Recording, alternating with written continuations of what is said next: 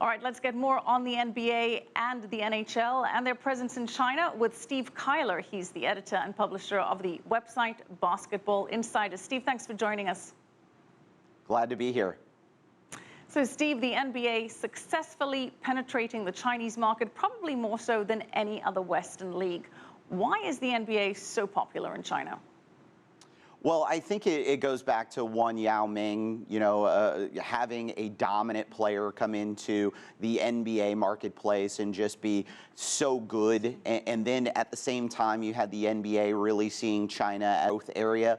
A lot of investment being put into developing basketball, aligning with China, and more importantly, the Chinese Basketball Association, investing, building courts, holding preseason games. We've seen a lot of exhibition games played there. And I think that the sport is just blown up because I think, one, it's a relatable sport. I think we've seen that Chinese fans have really gravitated to basketball because it doesn't require a lot of equipment. Pick up a ball, find a hoop, and really play. And we've seen millions and millions of Chinese people playing basketball. It's the most popular sport in the country. And I think the fact that the NBA has really wrapped its arms around China in a very meaningful way has helped China fall in love with basketball. All right, well, Steve, to your point, Chinese players in the NBA like Yao Ming, who played for the Houston Rockets, have certainly increased Chinese interest. Now we have the draft coming up, who is 7'2". He has attracted a lot of attention. Who do you think is likely to draft him? Yeah, I got a chance to spend some time with Joe at the draft combine in Chicago just a couple of weeks ago. He's an incredibly skilled player. As you would imagine, 7'2", he's incredibly long, super skilled around the basket. Physically, he's going to have to gain some weight. He's going to have to get stronger. But as you talk to some teams around the NBA, there's real interest for a couple of reasons. I think he's a really good basketball prospect in terms of, in a couple of years, I think he could play in the NBA. And then the other part is it's an inroad into that Chinese market we were talking about. And there are a number of teams that have multiple draft picks this year in the first round. When you think about the Philadelphia 76ers, the Boston Celtics, he is the kind of player that we call a draft and stash. You draft him this year, let him stay in China for one more year, and then he comes into the NBA in a year, maybe two. So there's a real opportunity for Joe to not only be drafted, but maybe have a chance to really play in the NBA in a couple of years. Are there any other Chinese players that are looking good for the draft? Well, really, he is the primary one. And again, when you can get a guy that's 7'2", those guys get the attention of NBA scouts pretty quickly. But what we're seeing is more and more NBA players are going to China and having great success. The byproduct of that is more and more scouts are going to China. So those guys that are playing with those domestic U.S. players, are getting a chance to be seen. So there's a lot more interest in Chinese basketball players as NBA prospects. And I think going forward, we're going to start to see every year one or two players that really start to pique the interest of the league. Well, Steve, a lot of interest also in terms of sponsorship. Dwayne Wade of the Miami Heat, he shocked the sports world when he left his longtime sponsor Nike to sign a multi-million-dollar deal with Chinese sportswear company Li Ning.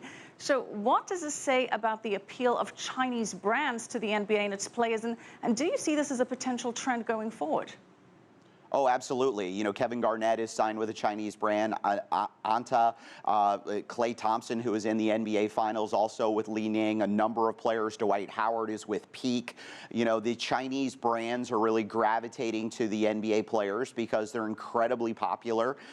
They are market differentiators in China, and a great many of those players don't have product that's available in the United States. They're that important to just the Chinese marketplace. So, more than 24 players are representing one of those brands, and you see Chinese brands all over the NBA, not only on the players' feet, but you see them, being advertised at NBA games. So those brands are really making not only a huge investment in NBA players, but also in the NBA game itself. Well, huge popularity so far this season. 641 million viewers tuned into live NBA programming in China through Tencent, 65% of that traffic on mobile devices. How is Tencent gaining all this traction? It helps to have a great product. You know, it used to be in the NBA that there were 4 or 5 teams that really mattered, and on any given night in the NBA, there's really good product. And the NBA has been way out in front of most major sports leagues in terms of understanding the digestible nature of its product. You know, doing deals with companies that allow them to slice up that content and use that content, and deliver that content in interesting ways. And the NBA has, to a certain extent, kind of backed away from what are you going to pay me for that content, and been much more about let's get the content out and figure it out. And as a result, as you mentioned, the numbers for NBA content across the board is astronomical. First sports league among any sport to get over 1 billion likes and follows on social media. The NBA has been way out in front in this department, and they want to stay there. Yeah, really impressive numbers. Steve, let's change focus to hockey. And Andong Song became the first native of China to be drafted by the NHL when the New York Islanders selected him the past June. So what impact has that had on Chinese interest in the NHL and in hockey?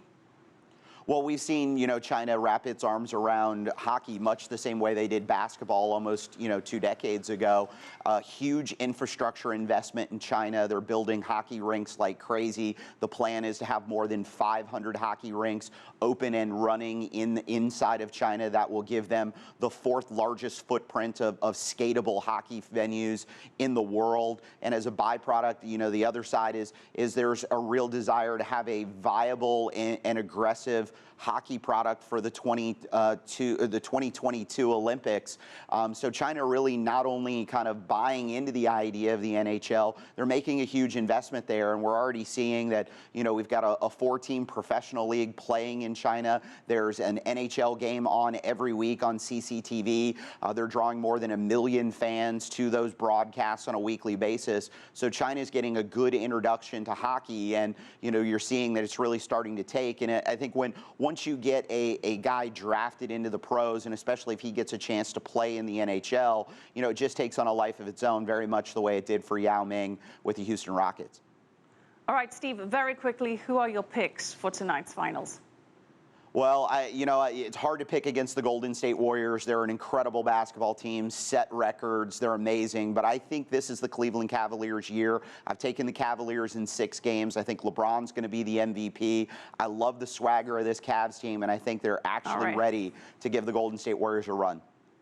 All right, thanks so much, Steve Kyler, editor and publisher of the website Basketball Insiders. If you like what you just saw, follow us on social media and visit our website, CCTV-America.com.